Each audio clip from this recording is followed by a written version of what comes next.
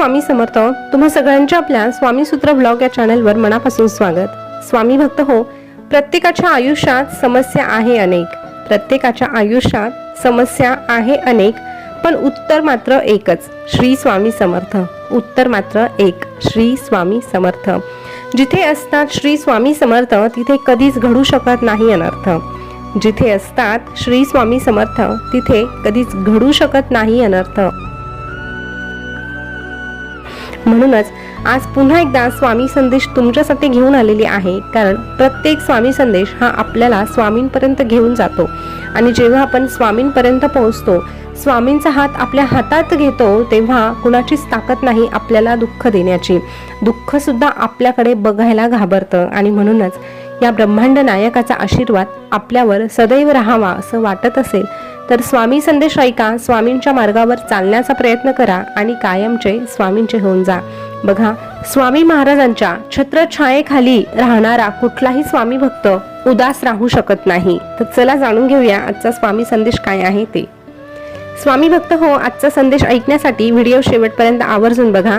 तर स्वामी महाराज आपल्या भक्तांना सांगतात, अरे रिकाम्या भांड्यावर झाकण आणि चुकीच्या विचारांची पाठ राखण काही उपयोगाची नसते. रिकाम्या भांड्यावर झाकण आणि चुकीच्या विचारांची पाठ राखण काही उपयोगाची नसते. तू चांगला आहे की वाईट हे मुळात तुझ्यावर किंवा तुझ्या स्वभावावर अवलंबून नसतं, तर ते लोकांच्या गरजेवर अवलंबून असतं. लोकांना तुझी गरज पडते तेव्हा तू चांगला, नाही तर तू कायमचा वाईट. म्हणून या गोष्टीचा फार विचार करू नको की लोक तुला चांगलं समजतात की वाईट समजतात. पण हो, तू मात्र तुझं कार्य हे चांगलंच करत राहायचं, एवढं मात्र लक्षात ठेव. उद्या काय होईल या चिंतेत आजच्या आनंदावर पाणी फिरवू नको.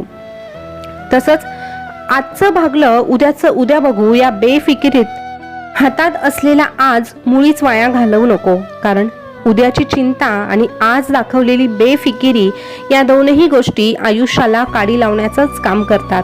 म्हणून जे करायचं ते आज प्रचंड मेहनत घेऊन कर. माणूस हा बाह्य सौंदर्यापेक्षा अंतरंगातील सौंदर्याने श्रीमंत असायला हवा.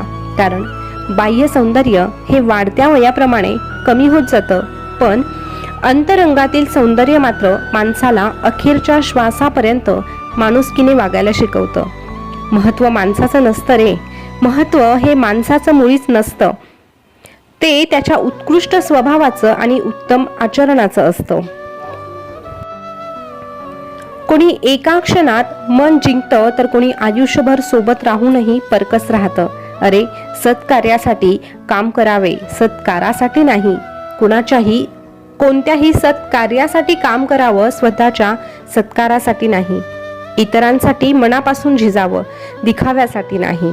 इतरांसाठी मनापासून झिजावं, फक्त दिखाव्यासाठी नाही. अरे तुझी उपस्थिती कोणाला जाणवली नाही तरीही चालेल, तुझी उपस्थिती कोणाला जाणवली नाही तरीही चालेल, पण तुझ्या अनुपस्थितीची उणीव जाणवलीच पाहिजे. सुखासाठी धडपड हवीच, तुझ्या सुखासाठी तुझी धडपड हवी, पण या सुखाला कुठेतरी समाधानाची सीमा देखील असायला हवी. हे मात्र सदैव लक्षात ठेव. कारण तुझं आयुष्य इतकं छान आणि इतकं सुंदर, त्यासोबतच आनंदी बनवायचं असेल तर तुला समाधान शोधणं गरजेचं आहे. आणि तुझं आयुष्य इतकं आनंदी ठेवण्याचा प्रयत्न कर की एखादी निराश व्यक्ती तुझ्याकडे पाहून जगण्यासाठी प्रेरित होईल आणि तिला जगण्यासाठी नवीन उमेद मिळेल. अशा पद्धतीने तू जगण्याचा प्रयत्न कर. तुझ्या आजूबाजूला रेटून खोटं बोलणारी माणसं असली की जीव तोडून खरं बोलणारी व्यक्ती देखील नकोशी वाटायला लागते. पण तरीही तुझं खरं वागणं मात्र सोडू नको. कारण शेवटी विजय हा सत्याचाच होत असतो आणि खोट्या व्यक्तीला ओरडून ओरडून सांगावं लागतं. खरं मात्र सदैव मौन असतं, खरं मात्र सदैव मौन असतं. पण तरीही शेवटी चकाकी ही खऱ्यालाच येते, चकाकी ही सत्यालाच येते. तुझं जगणं त्या कडीपत्त्याच्या पानासारखं असायला हवं. तुझं जगणं हे त्या कडीपत्त्याच्या पानासारखं असायला हवं. प्रत्येकाच्या आयुष्यात चवीपुरतं राहायचं आणि हळूच बाजूला होऊनही जायचं. प्रत्येकाच्या आयुष्यात चवीपुरतं राहायचं आणि हळूच बाजूला होऊन जायचं. कारण एखादा पदार्थ जरी लक्षात नसला ना तरीही चव मात्र कायम आठवणीत राहते. स्वतःला कधीच दुसऱ्यासोबत तुलना करून पाहू नकोस, कारण प्रत्येकाचं आयुष्य हे वेगळं आहे, प्रत्येकाचं जीवन हे वेगळं दिलेलं आहे आणि तू तुझ्या आयुष्यामध्ये खूप सुंदर व्यक्ती आहे हे मात्र सदैव लक्षात ठेव. त्यामुळे तुझ्यासारखा दुसरा कोणी होऊ शकत नाही आणि दुसऱ्यासारखा तू देखील होऊ शकत नाही. म्हणून तुझ्यात असलेले गुण ओळखायला शिक आणि तू जर या स्वामी रायाला आवडतो तर तू या जगाची पर्वा का करतो? आम्हाला तू प्रिय आहे ना, तुझ्यासाठी इतकंच महत्वाचं असायला हवं. हे बघ, गुंता झाला की हळूहळू संयमाने सोडवण्याचा प्रयत्न करत जा. मग तो दोऱ्याचा असू दे किंवा मनातील विचारांचा असू दे, कारण एकदा संयम संपला ना की तुझा दोराही तुटतो आणि तुझे विचारही थांबतात. म्हणून संयम ठेवायला शिक. कधी कधी तू अशा लोकांचा विचार प्रचंड करतो की जी लोक साधं एक क्षणासाठी तुझा विचार करत नाही, आणि अशा लोकांचा विचार करण्यात तू तुझ्या आयुष्यातला अमूल्य वेळ खर्च करतो. अरे, कुठल्याही नात्याला किती वर्ष झाली हे महत्वाचं कधीच नसतं.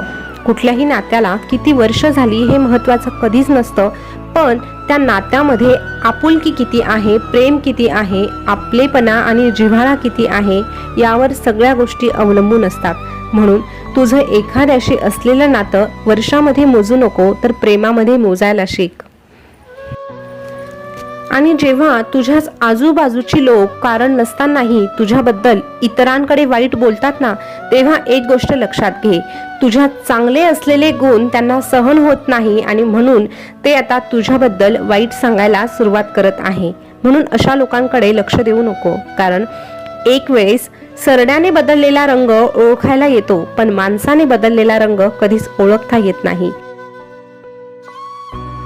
एक गोष्ट लक्षात ठेव, जर लोकांना तुझ्या बाबतीत काही विनाकारण तक्रार असेल ना, तर ती त्यांची अडचण आहे, तुझी नाही. म्हणून त्यांची अडचण त्यांना सोडवू दे. प्रत्येक वेळेस त्यांची अडचण सोडवायला तू जाऊ नकोस, स्वतःला सिद्ध करायला तू जाऊ नकोस. ज्याला तू मान्य आहे, स्वीकार आहे, तो तुझ्याकडे येणारच आहे. पण जो तुला सतत नाकारत आहे, ज्याला तुझ्यात फक्त वाईट दिसत आहे, अशा व्यक्तीसमोर तू कितीही नाक घासले तरीही ती व्यक्ती तुझ्यावर विश्वास ठेवू शकत नाही. म्हणून ह्या गोष्टींमध्ये तुझा वेळ खर्च करू नकोस. अरे, जी चौकशी करतात ना तीच खऱ्या अर्थाने तुझे असतात, पण विनाकारण तुझ्याबद्दल चौकशा करणारे लोक हे तुझे कधीच नसतात, हे वेळीच लक्षात घे. तुझ्या मनगटात स्वतःला सिद्ध करण्याची ताकद असेल तर हात बांधलेल्या साखळ दंडाला देखील गंजून जाण्याशिवाय पर्याय नसतो. म्हणून स्वतःची जिद्द स्वतः निर्माण कर, स्वतःच्या मनगटात बळ स्वतःच निर्माण कर. अरे, काळी रात्र फक्त त्यांच्यासाठी असते ज्यांना मेहनतीचा दिवा कधीच लावता येत नाही. पण तू तुझ्या मेहनतीचा दिवा लाव आणि सगळं आयुष्य हे प्रकाशमय कर. आणि तुझ्यासोबत तुझा हा स्वामी आहे ना, तुला प्रत्येक वेळेस मार्गदर्शन करायला. बघ, जेव्हा तू पायाने चालतो ना तेव्हा तो प्रवास होतो, जेव्हा तू हृदयाने चालतो तेव्हा ती यात्रा होते, आणि जेव्हा तू भान हरपून दंग होऊन जातो आणि आमच्यापर्यंत चालत येतो तेव्हा खऱ्या अर्थाने ती वारी होते. म्हणून तू आमच्या सेवेचा वारकरी हो आणि आमच्यामध्ये तल्लीन हो. बघ, तुझ्या दुःखाचा अंत करण्याचं काम आमचं असणार आहे आणि आमचं सदैव होण्यासाठी तुला आमचा सेवेकरी होणं गरजेचं आहे. म्हणून सेवा कर आणि सेवेकरी हो. मग तुझी ही स्वामी माऊली देखील तुला प्रत्येक वेळेस सांगेल, पदोपदी सांगेल, भिवू नकोस, मी तुझ्या पाठीशी आहे, भिवू नकोस, मी सदैव तुझ्या पाठीशी आहे. स्वामी भक्त हो, आजचा संदेश तुम्ही ऐकला असेल तर स्वामी महाराजांनी खूप छान आणि अनमोल असा संदेश आपल्याला दिलेला आहे. आपल्याला सगळ्या दुःखांवर मात करायची असेल, संकटांवर मात करायची असेल आणि आपल्यासोबत वाईट वागणाऱ्या लोकांना धडा शिकवायचा असेल तर बदला घेण्यापेक्षा किंवा कटकारस्थान रचण्यापेक्षा स्वामी मार्ग केव्हाही चांगला. स्वामी मार्गात जायचं, स्वामींचं होऊन जायचं आणि स्वामींच्या सेवेत तल्लीन व्हायचं. त्यासोबतच आपली चांगली कर्म करायची, आपलं जे काम आहे ते प्रामाणिकपणे करायचं, मेहनत घ्यायची. नक्कीच आपल्याला एक चांगला मार्ग नक्कीच सापडतो. आजचा संदेश तुम्हाला कसा वाटला कमेंटमध्ये नक्की सांगा. पुन्हा भेटूया नवीन स्वामी संदेश घेऊन. धन्यवाद.